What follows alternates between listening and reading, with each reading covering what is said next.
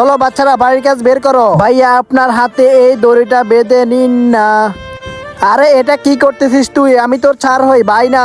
হয়ে গেছে, এখন টাকা দাও। তোর এখন টাকা লাগবে কেন? এই নাও 6 টাকা। আরে 6 টাকা দিচ্ছ কেন? পুরোটা দাও। আরে আমার টাকা। হা হা, এটা বেঁধে দিব। এটা তো আমি লন্ডন থেকে নিয়ে এসেছি। কি লন্ডন থেকে? আর এটা শুধু আমি তোকে বেঁধে দিচ্ছি, আর কাউকে না। হ্যাঁ ঠিক আছে, বেঁধে দে। আর এই নে 6 টাকা।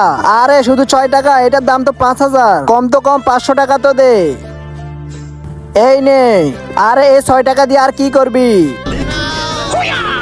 फूलों कतारों का सबका कहना है एक हजारों में तू मेरा भाई है।